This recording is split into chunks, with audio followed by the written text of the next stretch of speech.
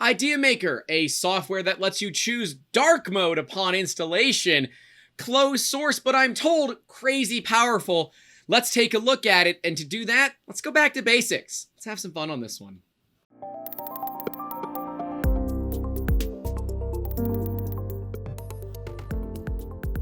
How's everybody doing? This is a slicer that I've never used before, so, go easy on me in the comments. But hey, while you're down there, don't forget to leave us a like and subscribe if you haven't, and ring that notification bell, I guess, because YouTubers are supposed to say that stuff. Sorry. Anyways, we are looking at IdeaMaker today, and yeah, I'll have the clip right here of me being really excited to see dark mode. We haven't even installed this completely, and I like it already. Dark mode? Freaking dark mode? Let's go. IdeaMaker. Because no other software has that, right? Prusa Slicer doesn't have it. If Cura had it, I didn't see it, but right on the install, they're like, hey, would you like to melt your eyeballs with the color of the surface of the sun? Or do you want it to be nice and dark so when all of your lights are off in your cave, you can be happy? I chose the dark cave of comfort and solitude, but I'm liking it so far. So this is what you are greeted with when you open up IdeaMaker. So you're able to just take a look at the things here. You can import models, open idea files, preview G-code, and then connect to a Raise 3D printer, which we don't have, and you may not either. So this is the big thing about IdeaMaker. It is made by Raise 3D for Raise 3D. Remember that. So anything that we go through here, this is really designed for Raise 3D. I don't have a profile set up for the Prusa because I literally just downloaded this, so maybe we'll get lucky and be able to find one or make one pretty quickly. Yeah, let's get into it. Raise Cloud manages the 3D printing process for maximum workflow efficiency and accessibility. Its capabilities include managing print jobs across one or multiple... No. See, as soon as you tell me that there's a cloud involved and you don't tell me that you're ITAR compliant or CMMC compliant, nope. No. I don't like clouds. My computer, be that it is 7 years old at the time of recording this video, is capable of slicing files. Let my computer slice those files. Now, we're not part of the Raise Cloud, at least I don't think. If you click these links here, they go ahead and open up new things in your browser of choice. So yeah, be ready for that. We've got printer settings, and we're not going to be using a Raise printer. We're actually going to be adding a printer in. So let's look at doing that. Let's go here. I don't even know where to go. We're going to find out. Printer configuration wizard. Ooh, I like configuration wizards. Third-party printer. It is a Prusa MK3S. Print abbreviation is fine. Build width is 250. Build depth is 210. Build height is also 210. Distance from border to build plate, I believe it's 3. But I'm not 100% certain. I'm not going to worry too much about the gantry height. Sequential printing is honestly just taking a lot of risk, but if I'm correct, it's 41 millimeters, and if I'm not, I'm sure one of you in the comments will correct me. And then the default action, which is export to local disk. This is pretty cool, and you can go right to upload to Octoprint. All right. I can get down with that. That's pretty cool. Now, I will say a bit of a bummer that we don't have pre-done profiles, but again, this printer is for Raise 3D by Raise 3D, and it's not open source like Cura is, so I don't expect these profiles to exist immediately. And so things like end of start code, beginning of end code, and pause at height code, all of that stuff would normally be in a profile. So you know what? Give me just a second. Let's go see if we can find a profile on the interwebs. Let's use the clickety clacks and see what we can find. All right, so we're at our browser of choice, and it is going to be Chrome. We're going to look for IdeaMaker MK3S. Oh, let's just see let's see what we get out of this. Looks like we've got profile generators. Okay, so kind of the same thing they have on their website. Let's see here. The fact that they're not immediately available on IdeaMaker or Raise 3D's website is a bit of a bummer to me. Unfortunately, there are ways to do it. Maybe if you guys want, we'll do a video on how we set ours up. But for right now, for the purposes of this video, I don't think I want to create my own custom profile, because realistically, that is going to give this an unfair advantage. I gotta look at these as they are raw. If you are looking for the series on the other slicers that we covered, it's right up here. Go take a look. Let us know what you think. But yeah, it sucks, but I've used an N2 Plus before, so let's just grab an N2 Plus, one hot end. I've never used a software before, and I know a lot of you are going to be looking at this with the same way. It's, you know, I do like that we have all these features up here, but we're still going through all of these features. So right now, I'm not a huge fan of 0.25. Let's go down to 0.2. 2 shells, infill density, 15% probably. Absolutely no raft. Go away. We don't like that crap. Get that crap out of here. Group and layer settings, per model settings, sequential printing. Okay, so this is nice. It just kind of gives you your options to do grouping the parts together, so you can do individual parts. You can do per layer settings, which is also honestly quite nice, an unexpected feature. Not something that I would use all that often, I don't think. I know like Prusa Slicer and Cura you can do by layer as well, but you're not normally doing it layer per layer. You're saying, hey, I want a color change here, which would normally be an M600 command, I believe, to change the color on a Prusa. But yeah, pretty darn cool. We'll go ahead and X out of that. Let's grab our favorite model, the 3D Benchy. So normally we would cut out where I bring in the Benchy model because, you know, it doesn't really matter to most people. But you can't drag and drop models into IdeaMaker. It literally doesn't work. Also, it forces itself to be what is associated with G-code, which is a little frustrating because there's no way to like turn that off when you're installing. So for shame, not a huge fan of that. So now I got to figure out how the hell to import a model. Are you really gonna, they're really gonna force me to go through it this way. All right, we'll go through it the hard way. All right, we got the Benchy loaded after time. And let's take a look at it. So gives us our bounding box here, gives us the number of triangles, edges, lets us know if there's manifold or non-manifold or issues in the orientation. So honestly, not bad. I'll give it credit for that it gives you kind of a model check right when you go ahead and import it. Raise 3D machines have dual extruders generally. So you can do primary, secondary extruder. So that's why we see this drop down tab here. Now do understand that this software only supports, as of recording this video, 2 extruders. So if you are running a tool changer, or I think it probably won't work with an MMU. Maybe it does. I don't know. Let me know in the comments if you've gotten Raise 3D's IdeaMaker to work in a Prusa MMU, but it will not work on tool changers or printers with more than 2 extruders.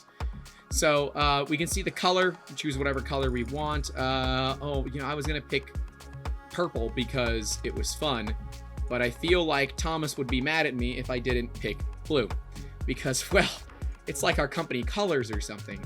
We can see all of our total projects over here. We can look at enable sequential printing, and this will allow us to upload it to wherever we want to go. All right, so we can pan around the model. We can move the model itself. Oh, I love that. I love that as you're moving it, it shows you the distances that you're moving it. So far, I have not seen either of that from Cura or Prusa Slicer. This is, of course, the 3rd video in our series. So that is really cool. View is probably the best. Does it work with a 3D connection? No, it does not. So Prusa Slicer does, but it's a little meh at best. Implementation's not great. This is the style of movement that I'm expecting, right? Well, I guess I'm not. So left click is normally the rotate around the model, just like this. Your right click is normally the pan. And okay, so they're using middle mouse wheel as pan, middle mouse click for your actually movement of the plate, and then your scroll wheel for your zooming. So okay, that's not that bad. If you wanted a pan, oh no, okay, this is pan. All right, some people call it different things. We can scale it right in there. We can do free cuts. No, can I just like? Oh, okay, well, that's really cool. I'm guessing I can move it to the side. It's gonna let me rotate it. Oh, honestly, I kind of like that. Like, I that's really cool. Support material, so this would work for, I mean, would this work for resin? I mean, they've got the thing up here that would suggest potentially for resin. Let's look at modifiers. We're going to select our model. Let's look at what we have under modifiers. No, I don't want that. Okay, so your standard modifiers of your block, your box, your sphere, or your cylinder. Nice and simple. It has to do mesh modifiers. That's common in Cura. It's common in Prusa Slicer. And now as well, IdeaMaker. We can add textures. And this is one of the features that IdeaMaker has that I haven't really seen implemented in other slicers yet. But get subscribed because I think there's at least one more that does this. But you can apply a texture to a model. And this is really valuable for making thin-walled parts that you want some extra strength to. This process was shown off heavily by Stefan over at CNC Kitchen. We'll link to his video right there.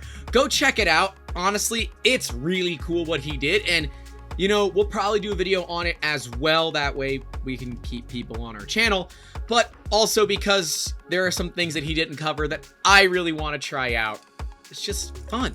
So yeah, you can apply textures to your models, which changes their exterior surface. Really, really cool thing about it. We can do max fit. This is going to be interesting. There you go. Just makes it as big as possible. I'm going to do Control Z to bring it back down to the right size. We can, of course, duplicate. It does have built-in repair, which is nice. Let's apply an auto repair.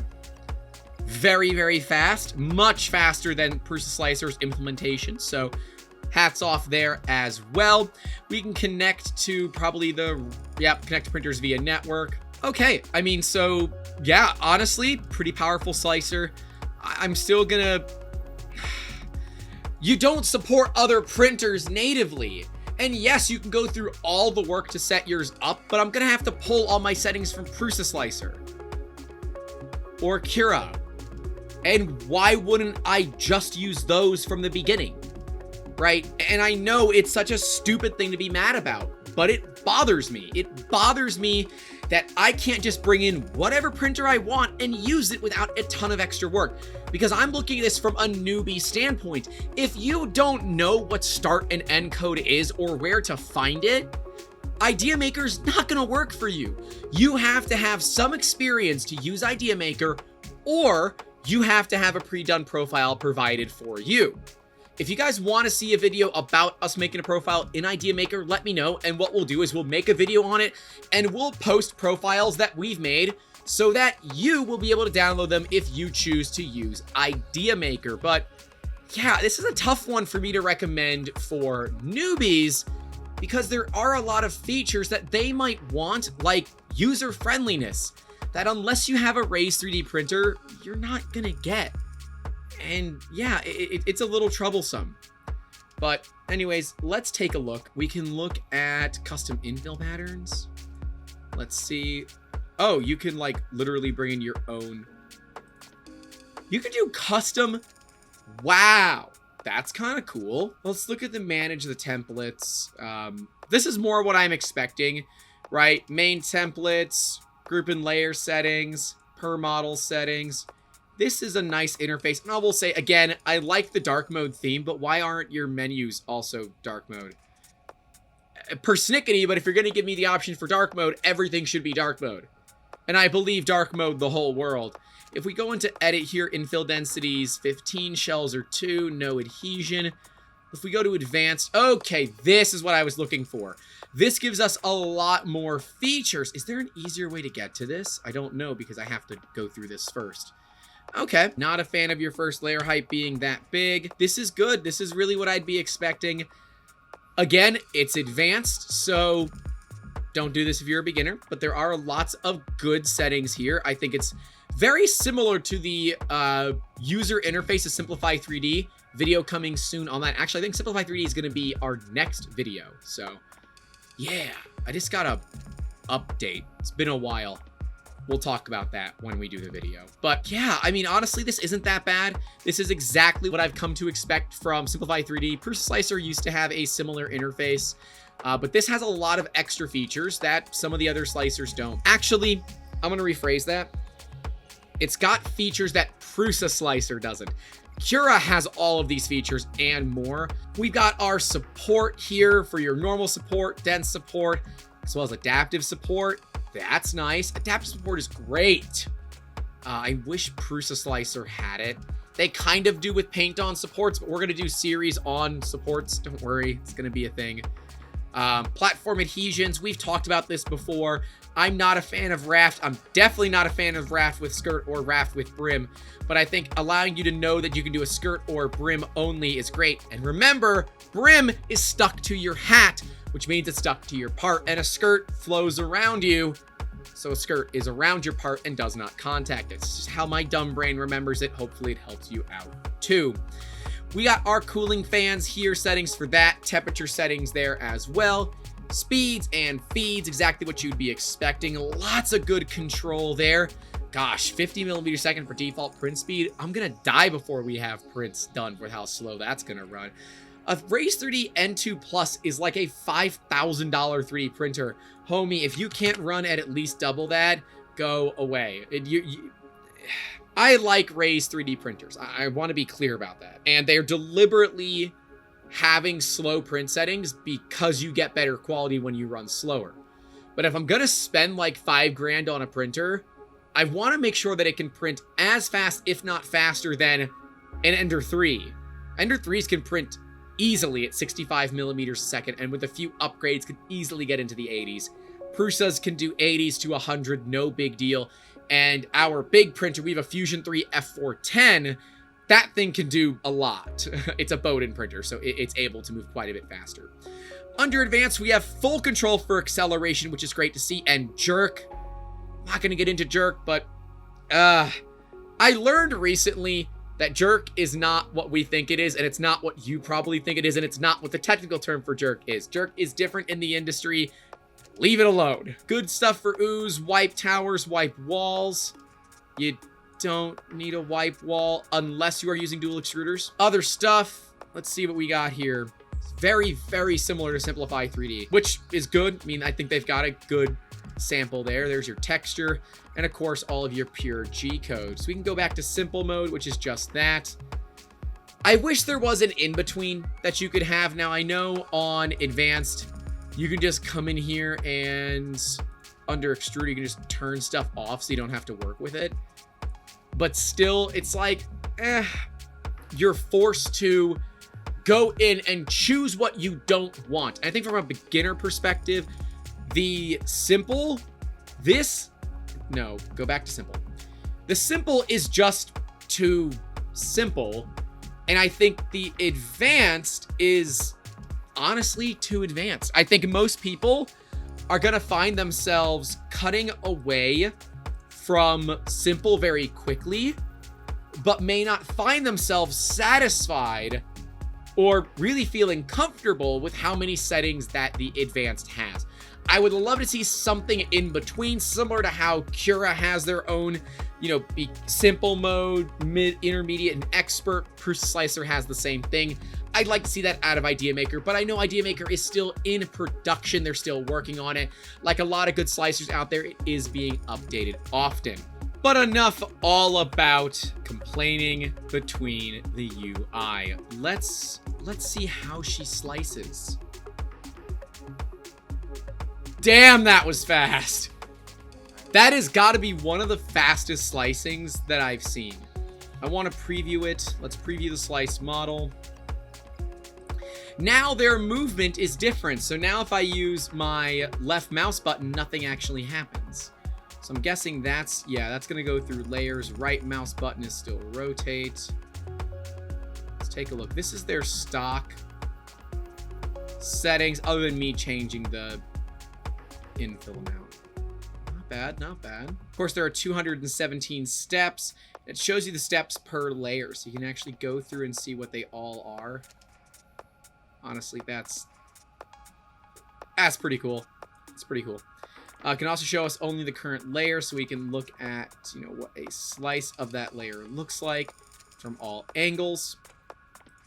We can also choose to show retraction, which both Cura, Simplify, 3D, freaking Prusa Slicer, they all have that feature. So this is normal. This is what I would expect. So we can look at extruder color. We can look at speed. This will show us how fast we're expecting the printer to be moving, as well as layer height, which all should be the same. So yeah, I dig it. I like using structure generally, unless I'm really trying to figure out where we have slowdowns, then we would go over to speed, because I bet, yeah, we're going to lose some speed on the chimney, which is common. Yeah, oh no, this is not rotate. They have, yeah, I don't know, man. When you go on a slice, everything changes, but that's pretty cool. So we can go over to start slicing again. We can choose the distinct profiles that we want to have. So let's go for high quality. We can slice it. Very simple, shows us the amount of material, gives us our estimated price. That's gonna be your estimated cost. And they're saying 2 hours and 45 minutes. That's gonna be a no for me, dog. Basically, oh no. You're telling me that your quality profile uses rafts? Ah, I think I vomited a little bit. Speaking of, Greenfield, you're needed. I need your help. Yeah, that's gonna be a no for me. I do like they have profiles. Cura has profiles too. Yeah, there you go. That's much closer to what I would expect. 1 hour, 29 minutes. Yeah. I don't know. I guess it's because I'm used to different interfaces that this one just seems a little more clunky. I like that it gives you some of those features, and unlike Cura, my huge preference here is when we can segment those features in tabs. Yes, with Cura, you can easily go through and search for it, and there are some add-ons, but I wanted to compare bare bones to bare bones. So bare bones to bare bones, we can't 3D print with this. So we will have to produce a profile for it. And once we do, we'll go ahead and give it away to you guys. That way you all can have some fun. But yeah, I like IdeaMaker. And to the individual that was yelling at me in the comments all about not giving IdeaMaker a chance, they were getting mad at me because closed source is a problem. And I will maintain the fact that this industry is founded upon open source. Raise 3D themselves use open source components inside of their 3D printers, like duets and MK8 extruders, and MK10 I think is now what they're using. But they've chosen to go the route of fully closed source. Now, the trick here is that you can use Prusa Slicer, Simplify 3D, freaking any of the other softwares, Cura, to make profiles for Raise 3D printers. I like that they say, yeah, here, this is our slicer. It's made for our printers. Use it, enjoy it. This is what we want things to be like. But if you want to take a walk on the wild side, you can go ahead and try out other slicers yourself. And you know, I can appreciate that. It would be if Prusa went closed source, but they're not, because it's Prusa, and I kind of love that about them. But yeah, yes, I'm a Prusa fanboy, okay? We're going to put that out there, and I think I've said that before. I'm a Prusa fanboy, and I'm going to prefer Prusa. It's because my business is enabled and functions because of Prusa printers. I'm sorry, right? I've gotten used to their ecosystem because it works. And yes, there are some quirks to it, but I mentioned those. This software It hasn't been out very long. And I think for what they give you and what you have, this is very, very, very valuable. It's A+. There you go. You can also get rid of, you know, all your shells and just show where all of your infill is. That's kind of cool. This is possible on the other slicers as well, but it's cool to see it when you get to see it. You can also show retraction points and travel, which, oh, it's using all internal travel. Fancy. Yep. Also, I'm going to show it to you layer by layer. Oh, that's cool. That way, your entire thing doesn't get all crazy covered with stuff. Anyways, I think I'm going to use IdeaMaker a little bit more. I'm going to give it a shot. I'm going to give it the chance it deserves. And I don't know, we'll have to do some sort of an update video maybe a month or so later as we start to learn the slicers more. Because yeah, I think it's common for makers to say, I like this software, I'm sticking with it, and I don't really care what other ones are out there. And I think it's good for us to every now and then step back, take a look at what's going on in the industry, and decide if this is what we like or if this is what we don't like. So I think IdeaMaker's got a lot of potential, and I don't say that lightly. I'm excited to see where it gets. I hope that they start doing stock profiles for other machines, because if they do want their software to become more mass consumer adopted and in the hands of more makers, I think it would be valuable for them to have stock profiles for certain machines, specifically in the Creality series, the Prusa series, and some of the other Ender 3 variants and Ender variants that are out there. I am kind of bummed though that their settings are hidden behind menus. I'm bummed that the UI isn't the greatest. It's not bad, but it's not as intuitive as I would expect. And yeah, some of their names are a little bit different than common nomenclature. But this is a great software if you have a belt printer. They're one of the first slicers out there to support belt printers, which we don't have. It'd be a lot of fun if we got one. Let us know in the comments if you want us to get a belt printer. I like it. I'm going to give it a chance. I'll be curious to see what they come out with, and I hope you are too. Let us know in the comments, what do you think about IdeaMaker, and will you use it? Will you give it a shot, or are you stuck with the one that you like? Let me know the one that you like the most as well, because hopefully we have or will be covering it, and if not, that'll remind me to go ahead and make a video on it. Anyways, guys, I hope you enjoyed this one. Don't forget to call your loved ones, and as always, keep making awesome. Have a good one. You can be happy. Hey, thanks so much for watching. Again, a Patreon is coming very soon, so your name could be scrolling right here. If you want to see some of the other slicers, we've got the playlist to it right below me. I hope you enjoyed this video, and hey, get subscribed if you think that we've earned it. I'll see you down in the comments. Take care.